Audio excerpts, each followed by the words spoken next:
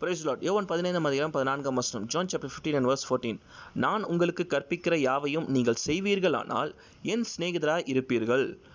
ஒரு தேசத்தோட ராஜாவாக இருந்தாலும் சரி, இளவரசராக இருந்தாலும் சரி, ஒரு குருக்கிட்ட போய் பாடங்களை கற்றுக்கொள்ளணும்னு சொன்னால் அவருடைய குருகுலத்துக்கு போயிட்டு தன்னை முற்றிலுமாக தாழ்த்தி ஒரு வேலைக்காரனை போல குருவுக்கு முழுவதுமாக அவரோடு கூட தங்கி பணிவிடை செய்தால் மாத்திரம்தான் அவரிடத்துல இருந்து நம்ம கற்றுக்கொள்ள முடியும். இதுதான் உலகத்தின் மரபு. ஆனால் இயேசு சற்றே வித்தியாசமாய் தன்னுடைய சீஷர்களிடத்துல எப்போ என்கிட்ட கற்றுக்கொண்ட எல்லாவற்றையும் நீங்கள் செய்கிறீர்களோ அப்பொழுது என்னுடைய வேலைக்காரராக இல்லை, என்னுடைய சிநேகிதர்களாக இருப்பீங்க. வேலைக்காரருக்கு எஜமானோட கூட சரிசமமாய் உட்காருகிற அந்தஸ்து நிச்சயமாய் கொடுக்கப்படாது. ஆனால் இயேசு கிறிஸ்து தன்னுடைய சீஷர்களுக்கு தன்னுடைய சிநேகிதர் என்று சொல்லி அழைக்கிறார். எப்போ அப்படின்னா, அவர் எப்படி காரியத்தை கற்றுக் கொடுத்தாரோ அவர் கற்றுக் கொடுத்த விதமாய் நம்முடைய வாழ்க்கையில் அதை செய்யும் போது நம்ம அவருடைய ஃப்ரெண்ட்ஸாய் அங்கீகரிக்கப்படுகிறோம்.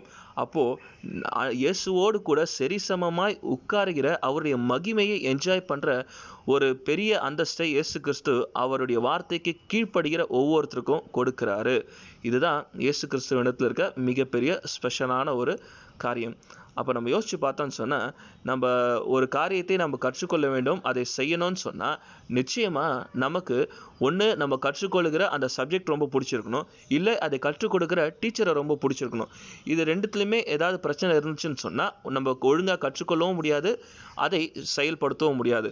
அப்போ உண்மையாகவே நம்ம இயேசு கிறிஸ்துவை நேசிக்கிறோம் என்று சொன்னால் அவர் கற்றுக் கொடுத்த காரியங்களை கேட்பது மாத்திரமில்லை, அதன்படி வாழவும் செய்யணும்.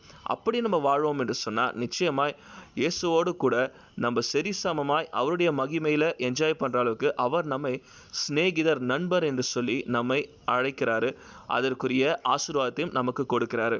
எனவே நாமும் வேலைக்காரர்களாய் அல்ல, இயேசுடைய சிநேகிதர்களாய் அவருடைய வார்த்தையை கேட்டு செய்கிறலாய் வாழ்வோம் என்று சொன்னால் நிச்சயமாய் ஆசீர்வதிக்கப்பட்டவர்களாய் இருப்போம். Thank you and God bless you.